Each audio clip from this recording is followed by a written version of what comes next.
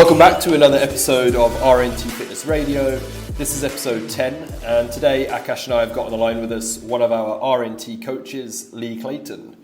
How are you doing, Leigh? Yeah, I'm pretty good, thanks. How are you both? Yeah, very good. All good. All good in the hood. That was very gangster of me. Right, let's kick this off so the listeners get a bit of background on you. Talk us through how you got into the industry, who's Leigh Clayton, all of that stuff. Well, I'm Leigh Clayton, and it's basically I got into the industry, well, officially straight after university, but being in the gym has been a part of my life ever since school age and doing the kind of thing like most of us. But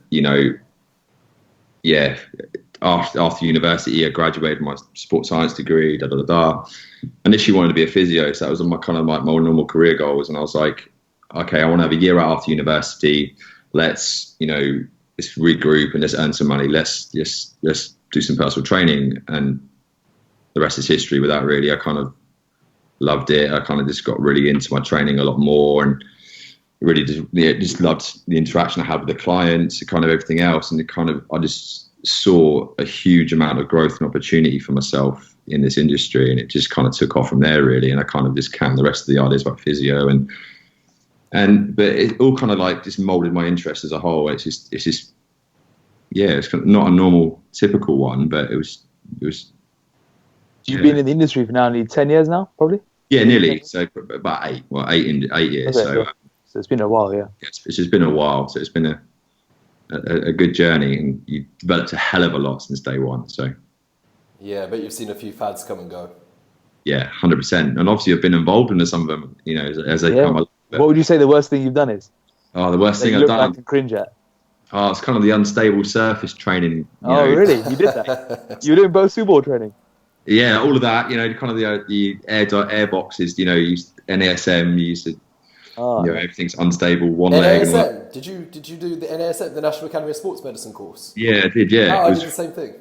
It was through a company in Nottingham called Sport 91, I think. It was like a strength and conditioning thing. And I was like, yeah, I want to be a strength conditioning coach and do Olympic lifting and do this kind of stuff, which is cool. But you realise actually, it's not the bread and butter. It's not the bread and butter. It's not the basics you need to do. And it's getting old Doris, who's 64, doing a snatch. And especially with unstable surface training as well. I remember doing that course. It was the OPT model. I think it was like the optimum performance model or something. And it was like single leg bodyweight RDLs where you touch the opposite foot and balancing on things, like it's reaction training. Way to clients frustrated because they'll be falling over, they can't generate any intensity with anything, and it's like it's a journey, right? You learn these things. Yeah.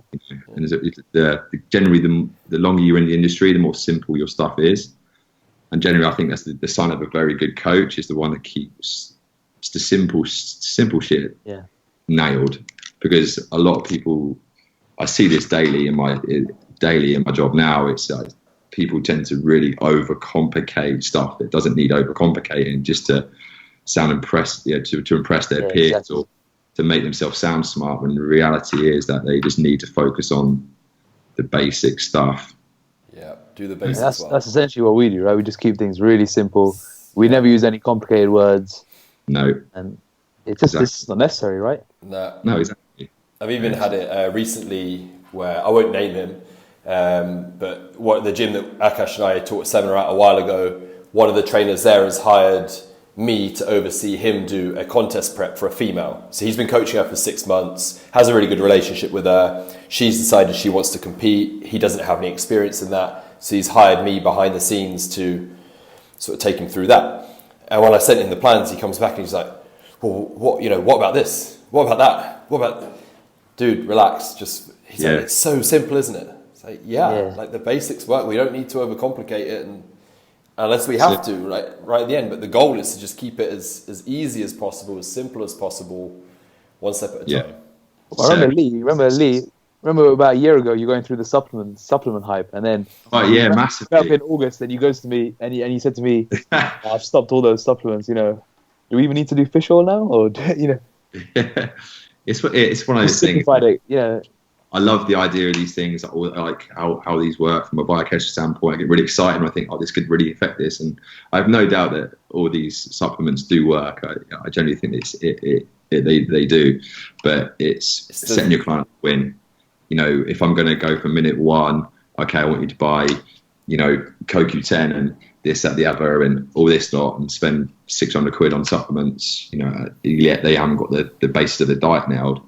It's just overcomplicating stuff. It's all about picking your battles, and especially with clients. I think I answered this in the Q&A section that we did at the RNTT meetup, where it's like, is there potential benefit to some of the supplements you're mentioning? Yep, definitely. But if you go and overload them with 5, 6, 7, 8 different supplements, they just get overwhelmed. They forget to take one day, and then it just demotivates them. So I'd rather just give them the core 2 or 3 supplements: creatine, EAAs, whey protein, that sort of thing. Get them taking that, and then down the road, if they start talking to you, their cognition's not on point, they're going through parts of the day where they're not focused or their sleep is interrupted. That's where your biochemistry background of knowing which supplements in those cases would be great. But as you said, bombarding clients with it from day one just. From my experience, you've got to set them up for small wins, right? Small wins. Yeah, exactly. Small wins. Even with things like training, someone or in cardio, say if someone's only doing like 5,000-6,000 steps a day, saying you need to do 15,000 now, it's going to completely overwhelm them, right? Whereas if you just say, let's get to 6,000 or 7,000, it's a lot easier, more manageable, and it's better than what they were doing last week. Exactly, and then you can build it up. Exactly, and it's it just makes them feel good. They're improving each week. If it's same with anything, like say training, anything. It's just complex programming, complex nutritional strategies. Generally, it's I love training programming, and complex programming, but don't get to use it much often. Well, exactly right. Apart from like people really like necessary, yeah, agree. Yeah, I think this is a mistake that a lot of trainers make is. They give clients what works for themselves and keeps themselves motivated and excited.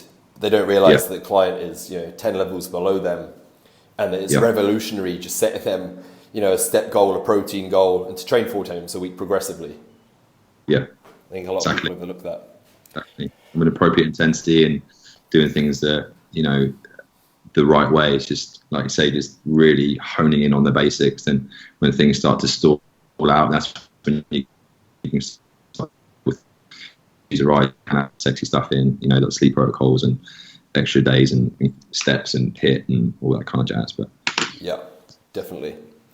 So in terms of training for body composition, and for the listeners that are new to this, when we say body composition, we just refer to pretty simply sort of how do you look.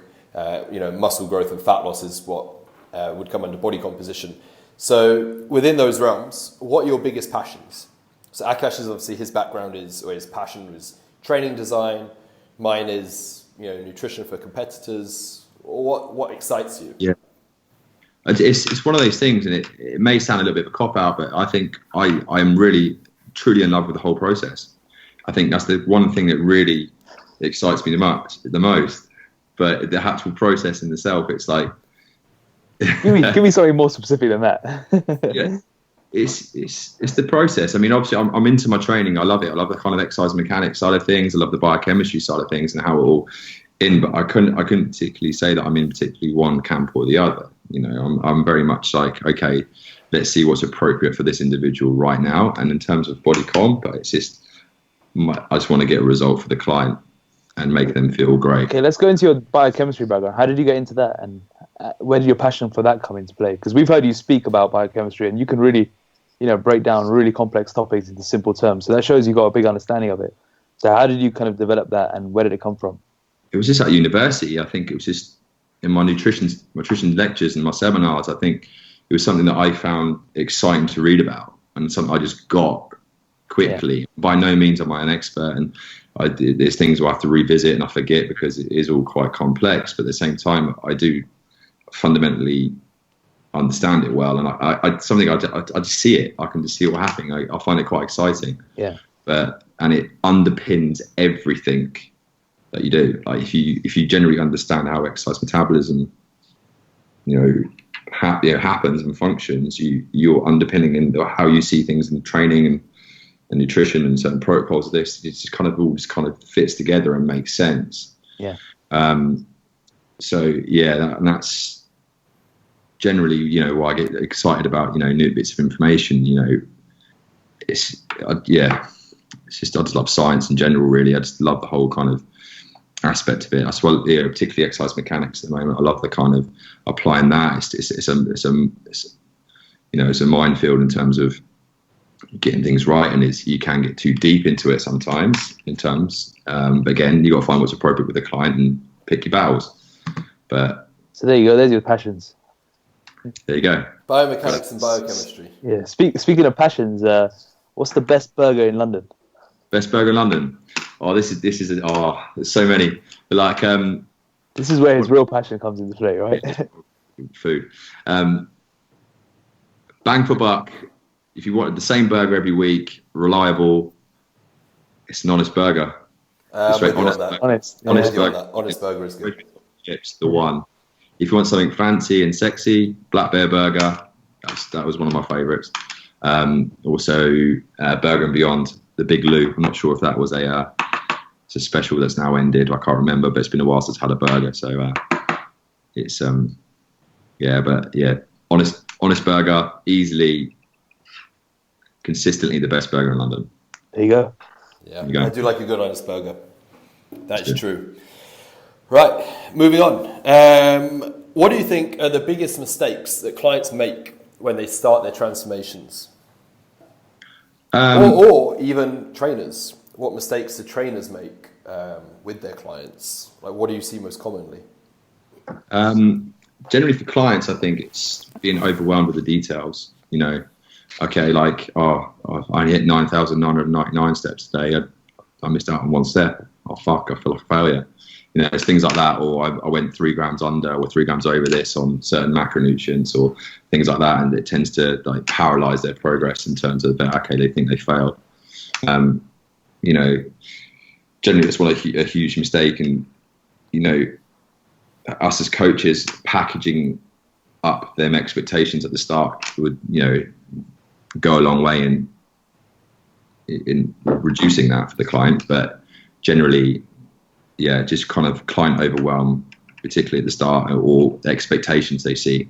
For example, if they start really, really well, for example, they see a really sharp drop in weight initially, it's just actually the expectations, just reining in their expectations that actually that rate of weight loss is maybe not necessary every week, or it's going to happen, or it's probably too extreme.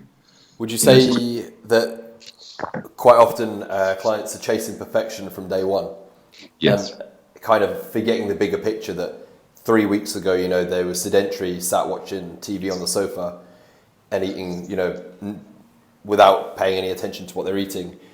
Now they're consciously following a diet. They're hitting the gym a few times a week, but as you say, they've fallen short one day of the week with their steps, and they're beating themselves up about it, chasing that perfection rather than giving themselves a pat on the back in that, 3 weeks ago I was doing nothing. And, still a win. Now over the week, I've just averaged 60,000 steps. Small wins. Small wins. Yep. Chalk them up. Akash, do you agree? Yeah, completely agree. Overwhelmed, trying to do things too perfectly from the beginning, and not being patient and trusting in the process enough. Yeah, it's not going to happen overnight, right? If it takes you 10 years to get fat, you're not going to get lean in 10 days. Exactly. Yeah, definitely. And as a coach, from perspective, it's just believing in your own processes and believing in your systems and believing in your method to actually. What what's going to happen. You experienced enough. You've seen it all. It's just kind of.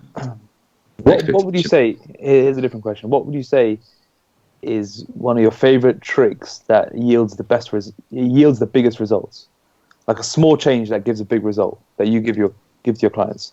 It could be a tactic or a nutrition tip or anything. It's kind of none of these things. I think the biggest thing that sets my clients up for success is getting them to believe that this is going to happen. It's setting the client up, instilling with that self-belief that this is not if it's going to happen. It is going to happen. Like, okay, you may have a long way to go, but this is happening. And be really happy for them. Celebrate all the small wins, because we know it's going to happen, and the biggest clients generally, the biggest enemy is themselves. They sabotage their own efforts, but if they keep believing, they're really involved in the process. It's, you're setting them up for success, really, and I think it's the biggest thing for a client's success it's their belief, self-belief. Yeah, self-belief, 100%.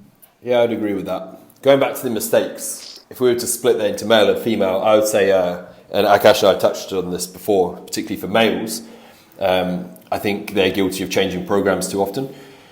I think, let's just quickly give Akash a little congratulations to the plug here that this month he's got into Flex magazine, which on the one hand is an awesome achievement for Akash. However, for a beginner getting into the industry, they sometimes try and follow some of the advanced, professional routines in there that these guys with freaky genetics That's how it started, right? I think. Yeah, exactly. You get the magazine, you follow what Big Rami's doing, or Flex Lewis, and Akash Pagela. Yeah, we'll see. So I think that's a big one for males as a big mistake, and then I think for females it's social media. It's it's comparing themselves to people. So prime example, one of my female clients, she's just started her prep. She's 3 weeks in, everything's fine, on track, but of course she's scrolling through social media, and I get a message from her last night. Oh my God, I'm freaking out. I don't think I'm going to be ready on time. You got 14 weeks. Like if I can't get you in shape in 14 weeks, that's on me. Yeah. And it's that's just why you got to stop scrolling on social media. Well, that's the problem. She's scrolling through and comparing herself, and she's looking at girls that were in shape last year, but recycling these old photos from show days and photo shoots, and wondering why doesn't she look like that now? So I think females is a case of comparing themselves too much, and males is a case of trying to emulate doing the all the routines shit that they see on Instagram. Yeah, exactly. It's not reality, unfortunately. It's true. Very small representation of it. When it comes to clients that are struggling with hunger, cravings, that sort of thing, do you have any tips for them? Not particularly in terms of basics. Suck it up. Get on with it. Fight and grind. Classic number one is obviously this green veg. I think it has a definite benefits to do that. Not only just from a health perspective, but just kind of like satiety and things like that. For me personally, from my experience, I always obviously relay my experiences onto my clients in terms of what I find works. Sugar-free, I think, especially when I'm kind of later into kind of a diet. Just broke up. You just can't. Yeah, you just broke up a little bit. Can you just repeat that one? Yeah, sugar-free jellies, I think, are absolutely crucial in terms of 8 p.m. You're just going from work, just had your dinner, and you got that sweet craving. And it's like, okay, this is kind of ticking that box. It's keeping that sweet cravings at bay. I think things like that work really well. I used to be a big advocate of the kind of 0-calorie drinks. I still have them occasionally, but sometimes I think they can do probably more harm than good in terms of actually making your cravings worse. I don't know if you two agree. I would say it's person dependent. I know for me, year round, I'm pretty boring. I just drink water. But when I'm dieting for a show, Monday to Friday, 3 p.m., I'll pretty much always have 1 can of Coke Zero or Lilt Zero. And for me, just because... Lilt Zero. Game changer. It's amazing. And for me, because I find they bloat me a little bit because I'm not used to drinking sort of carbonated drinks, it just kills my cravings, kills my appetite. So for me, it doesn't trigger it. However, some people, it will actually, gives them that small taste of sweetness and makes them want to then, have more. So it is a double-edged sword if that happens. But for me personally, I know that a diet drink in the afternoon actually kind of gets me going again. Yeah, sure. Another couple of ones, my big go-to that I recommend a lot of my clients is psyllium husk. So obviously most of us prescribe psyllium husk in the morning and perhaps in the evening for digestion irregularity. But actually supplementing with 2 to 3 grams of it in between meals could help promote increased fullness due to the fiber content of it. And then there's another one that just, when I was writing down this question, it made me remember this. And it's something that I might try on my next diet again. Nicotine gum. So I remember I used this with one of my prep clients years ago, and it worked really well. Yeah, kills cravings. This would be like, I'm not saying the Gen Pop should go out and start popping nicotine gum, right? But just an interesting one. Yeah, I remember reading about it years ago, and then I tried it with a contest prep client in the last 3 weeks before the show. And one, it does genuinely kill appetite and cravings. And two, it actually gives you a small hit of dopamine, which obviously during a diet, it tends to drop off. So she found that her mood was elevated in the last 3 weeks. It was just, I was writing this question, I remember coming across that and thought, oh yeah, I'll throw that in there for anyone that wants to perhaps try it the next time they're dieting, save it in the toolbox in the last few weeks. Akash, any tricks that you've got? The only ones I used during my last prep was tea, really.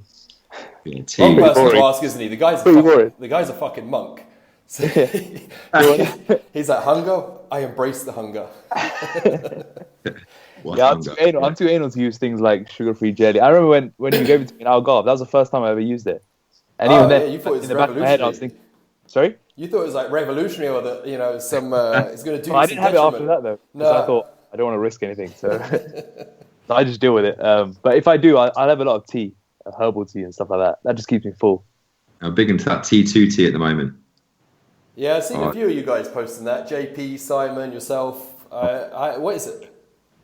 It's just a tea company. It's just in just like English breakfast tea type flavor, or is it like every kind of blend? Okay. I've got this at the moment, which is like yerba mate, green tea, peppermint, licorice, goji berries, guarana. It's like a mixture of everything. It tastes awesome. Or like you got your normal tummy tea, peppermint tea, things like that. But caffeine kills my appetite. Really? You know what really killed it? It was Shreddable. That killed my appetite. Oh, yeah. That's because you're so focused on feeling... Oh, you're not focused, but you're just so feeling like death. Because when I dropped it, that's when I started feeling really hungry again. Yeah. Before that, it completely killed it. It could be the caffeine in it, the higenamine in it. It's loaded with stimulants, right? So killed everything. You don't feel anything when you're on that stuff. No. I just felt like death. So that's what we've got so far. So we've got diet drinks, sugar-free jellies, psyllium husk at 2 to 3 grams in between meals, an adventurous one that I'm not saying everyone goes out and does, but perhaps if you're a competitor at the extreme end, then perhaps nicotine gum, shreddable if you can get hold of it. It has been pulled from the UK online market at the moment, but should be back soon.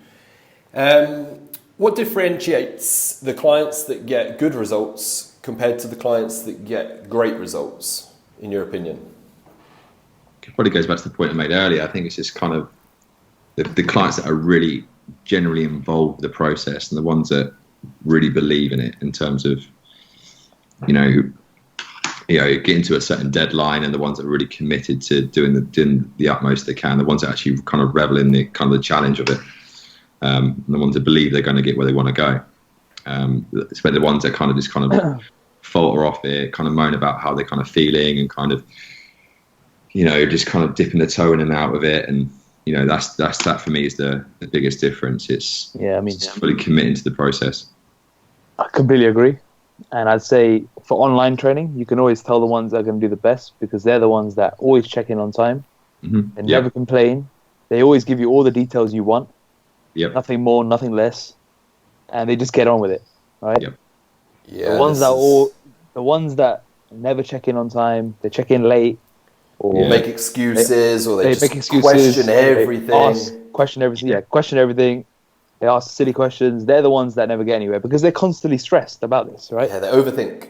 Yeah, if you just get on with it, and you can tell the ones that are going to nail it from the beginning, right? You tell them to check in Wednesday morning before 10 a.m. They comes in at 9 a.m. on the dot. Yeah. Everything you need, and it just sets the precedent, right? And you can tell from there that they're gonna be the ones that nail it. 100% agree. I know within the first 1 to 2 check-ins from a client whether they're going to get a great result or not. And I encourage my clients. All of my clients will testify this. Any questions they've got, I will answer it. I like to educate my clients. It's one of my things I like to do. However, when you've got somebody questioning, the minute details week in, week out, and they word it in a way, you cut off there a little bit. You cut off. Okay. So that the clients that question things like the minute details from day one, and you can read into how people word things. And when people are questioning things in a way that's portraying it as though they can't do it or they're not going to do it, it just sets the tone. Like the best clients are the ones that immerse themselves. They just fucking nail it. They ask a few questions as to, the science or the logic behind it, which is great. But they don't just come up with bullshit excuses week after week. I mean, I had one guy that I was going back and forth with for like 5 weeks before he even bloody started. Like genuinely, he paid for his thing and he's emailing me like twice a week just with reasons as to why he can't start. And it's, you just bang your head against a brick wall. Like, come on, just do something. It doesn't even matter what their starting point is. Like, even if someone's got great potential, that you think they've got great potential, if they haven't got that attitude, or they're not embracing the process and just getting on with it, you've just got to make a start. Whether you can hit the gym all 4 times of the week or not, it doesn't matter. Just start with a diet that you can start then, or take your supplements. But you've got clients that it's like they're waiting for the stars to be aligned. They're the ones that you can tell now, especially when the weather's not great, and you tell them, all right, you got to do 15,000 steps, and the excuse, what the excuse is going to be, right? Yeah. It's cold, it's windy. But the ones that don't even mention the weather and just say, yeah, cool, got it, I'll do it, I'll get it done. They're the ones that are going to get a great result, right? Yeah, absolutely. They want to do whatever's necessary to get where they want to go. Yeah.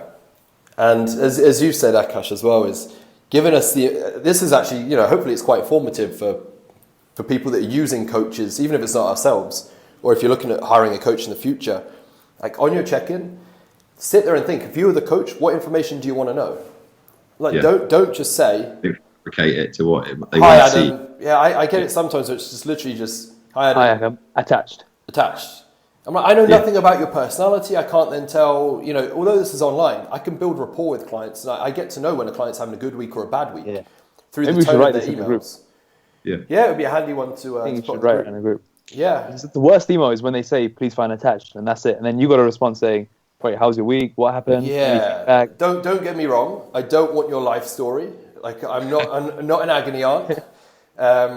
So, but you need it. Otherwise, you need something. Otherwise, I need something. Definitely. Information about them, the week, and how it's gone. Like, you need some form of feedback, or not the ones that kind of like polish a turd. And the fact they said, have you been how's food been?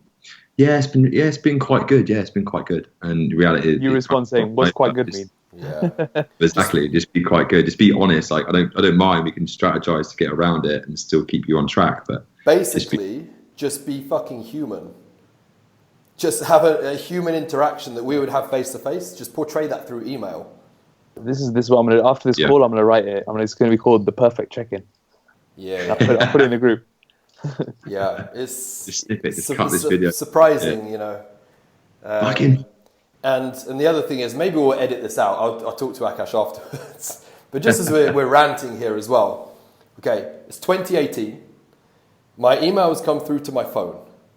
I don't need a WhatsApp message where you've gone on the website and got my number and sent me a WhatsApp message 20 minutes after emailing me saying, I've emailed you. I fucking know you have. Yeah. Akash, if you don't want this part aired, just remind me afterwards and I'll tell the podcast guys to take it out. But come on, we're dealing with a lot of clients. I know when I get an email. I know when I don't get an email. If you've sent me an email and you haven't heard back within 24 hours, then of course chase it. But if you've sent me it, you don't need to send me, other forms of communication. Honestly, I shit you not. I had one person who sent me their check-in. 20 minutes later, they WhatsApped me. And of course, purposely, I just ignored that because, wait your turn. And then they go on Facebook Messenger 3 hours later, added me on Facebook and sent me a message on Facebook Messenger as well. Now, please, just send me your email. I will get back to you. Yeah? Right, ran over on that. Anyway, I think this turned out to be quite a useful one, hopefully, for clients. Exactly. Well, the better they can do their check-in, the more they're going to get out of their own 100%. Like, we're so invested in our clients. Yeah. Because if you don't give anything in that check-in, then you can't really get anything out of it, right? If you say please find attached 3 weeks in a row, you're going to finish the month think I've barely spoken to this guy. Yeah. And they're the How ones much that drop off, right? Yeah, When it's so we- you got to develop a relationship, because coaching relationships take time, which is why the clients that have been with us for so long are the ones that continue to get better and better each time, because it takes a while for us to learn someone's body, right? And it takes also a while for a client to become a good client, if that makes sense. Yeah. They need to learn how to become a good client, how This is to get the best out of you, right? coaching is, right? Yeah, like for example, my coach, I've had him for 2 years now, and I'm probably going to stay with him for a long time, because now we have that relationship where he knows me and I know him. I know how to give him the right information he needs in order to make the changes necessary for my body. Because you can't do it in 2 weeks over email, right? You can't, and it takes time to develop and nurture that relationship. Do you want another tip to online clients as well? And it's a really petty one. Just ask how we are, or hope you had a good weekend.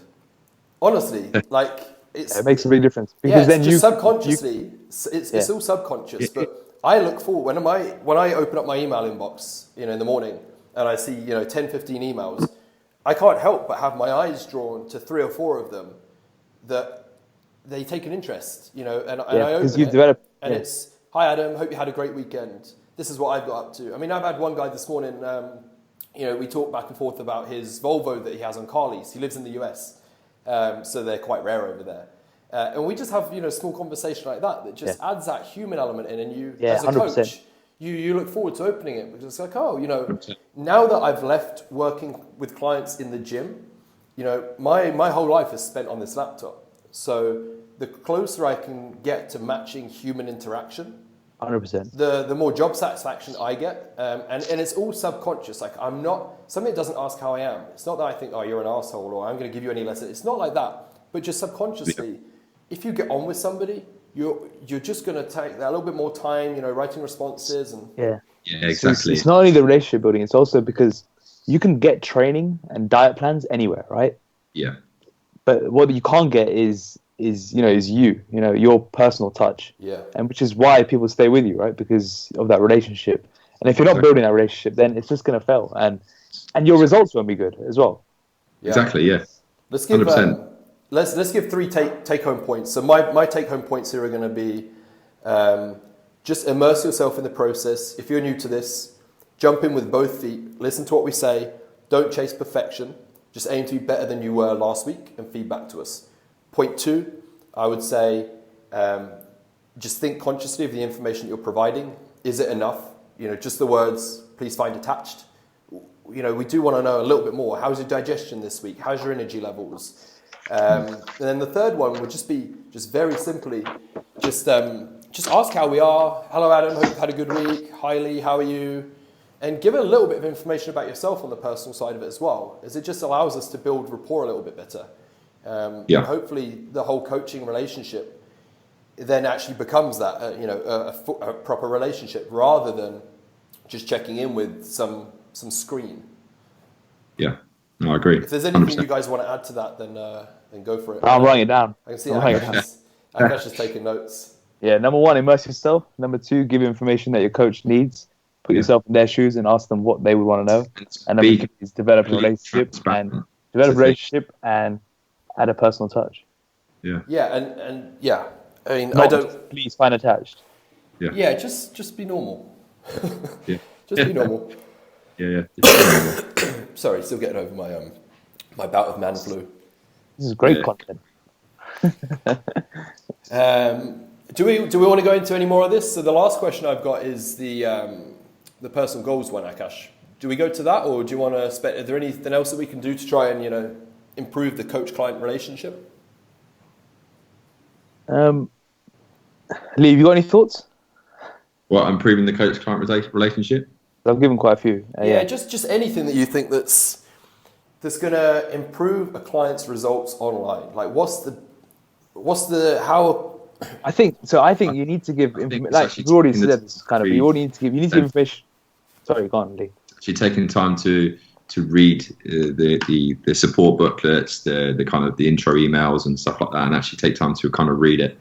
You can kind of understand that you may not understand everything straight away, and that's completely okay. But when asking questions that it's already clearly, the answer's already there in a booklet or something, just read through everything.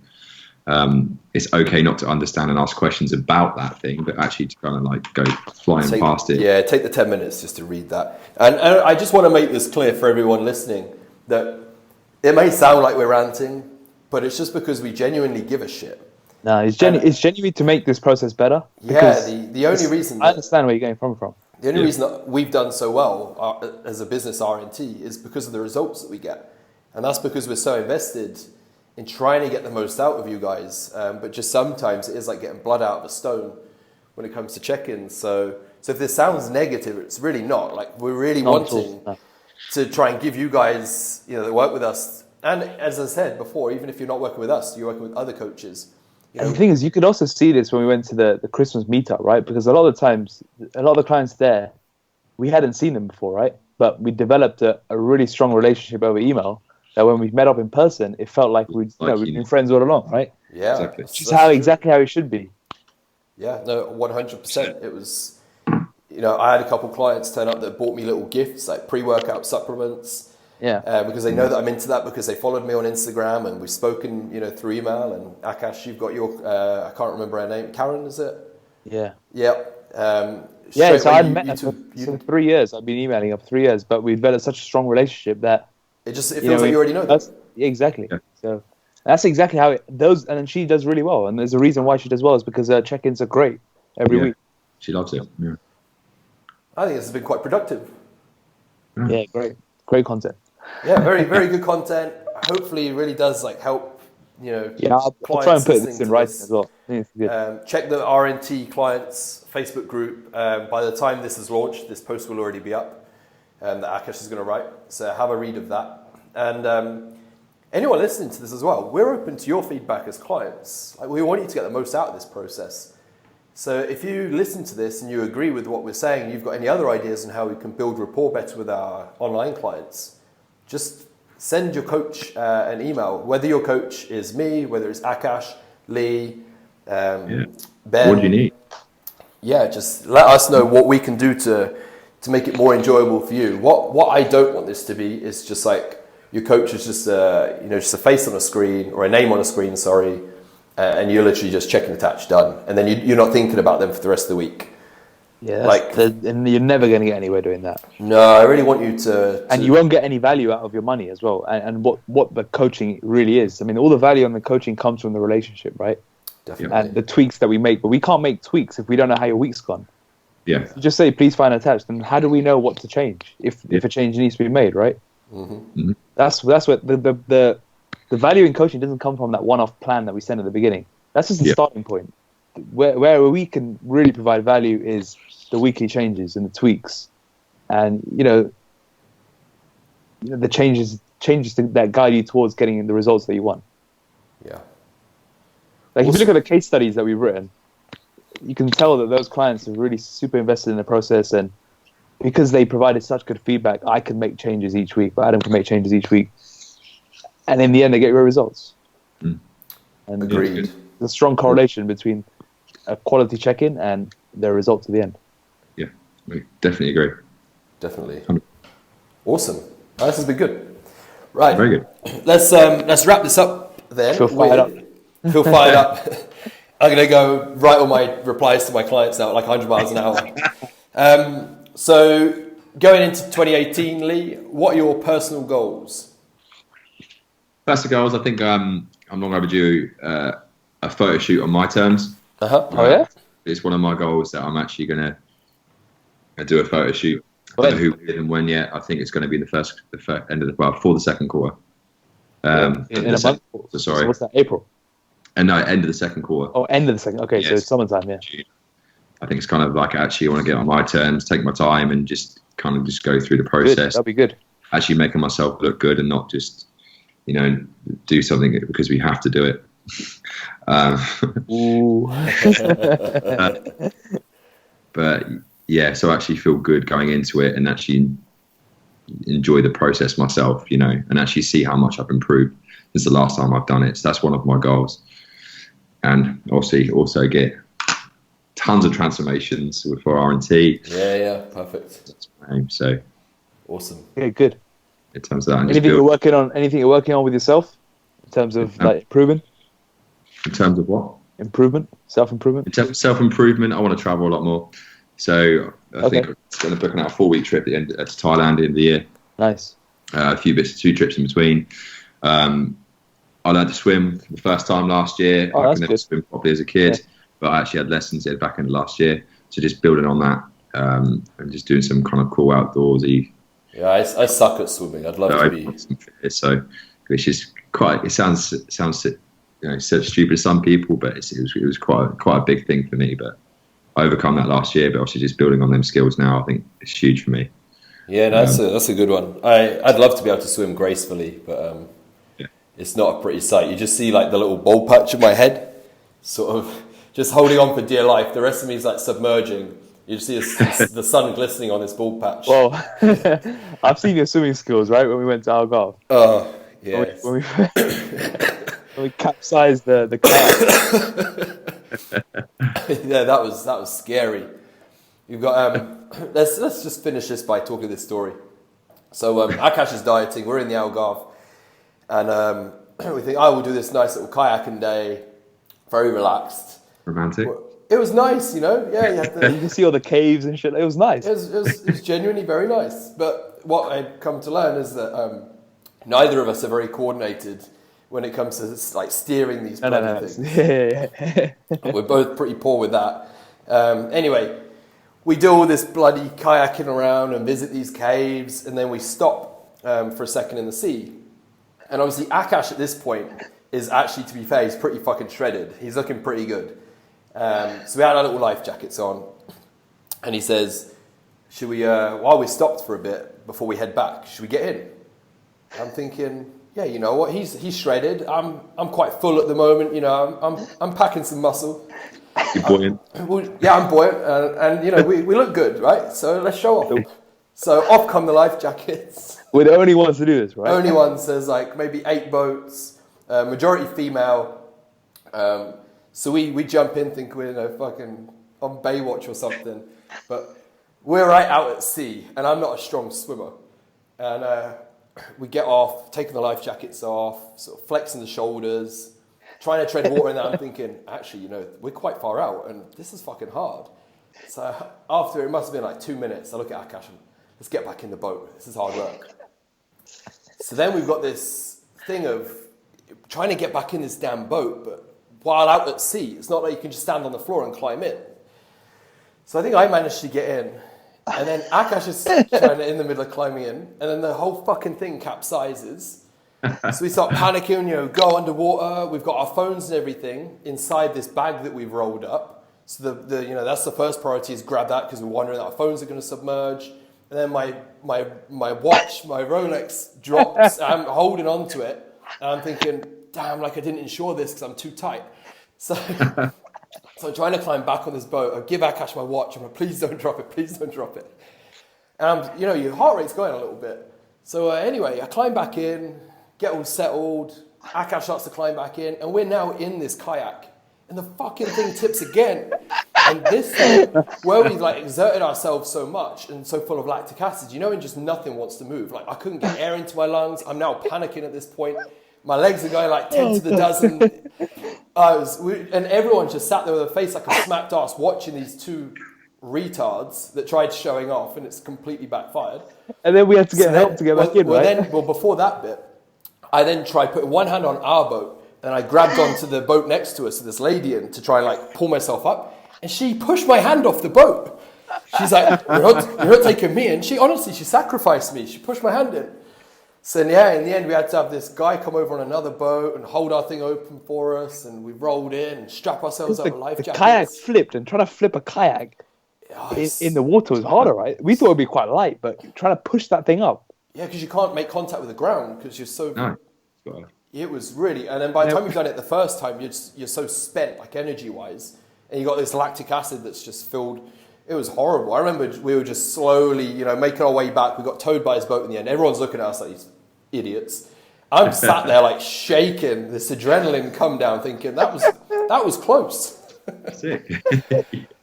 When his Rolex slipped out of his wrist, it was sliding down the kayak. The look on his face was like pure horror. Yeah, I think I'd rather lose a child As bad as it sounds. The Rolex was sink straight away, right? Oh, it drops hang around, it just drops like a lead balloon. I've tried it in swimming pools. Yeah, that'd have been gone. Yeah, it was. Oh God, I don't know how we got into that, but story up and just put that out. That'd just be gold. it was tough. Anyway, I was thinking we should probably have done this privately outside of this, but I was thinking the other day about holidays and stuff. We should look at hiring like a little Airbnb somewhere, like we did when we went to Portugal, and see if the other boys want to come out. Lee, the guy that we can't name, and I think it'd be cool. Just train and film content. Film content. Just come up with ideas on improving the service. Yeah, we could do it around June, July. That could be a good shout. Yeah, easy, nice little easy jet flight over there. As long as we've got Wi-Fi. As long as we've got Wi-Fi, we're sorted. Yeah, sounds good. We'll do something. Yeah, do it. Perfect. Right, so hopefully this episode has been somewhat informative as well as entertaining, perhaps, the last 5 minutes. It did not feel entertaining at the time, though, when my life flashed before my eyes, and I knew that the last person I'd look at was Akash. It's not exactly how I wanted to go out. Right, wrapping this up then, finally, did you want to do the exit to this one, Akash, seeing as I always screw it up? Well, I'll just give us our social media links. Here we go. You can follow Adam on @AdamHaley1 on Instagram. You can follow Lee at I'm Leigh Clayton. And you can follow me at Akash Fagela. And RNT Fitness Instagram is RNT_fitness. Our website is www.rntfitness.co.uk. And if you want to email us, info@rntfitness.co.uk. See, it's hard, isn't it? You feel like you're doing really well, and then you're like, where am I going with this? I think that's it. I think you nailed that quite smoothly. Awesome. Right, thanks to everyone for listening. This has been Lee, Akash and Adam, and that's a wrap.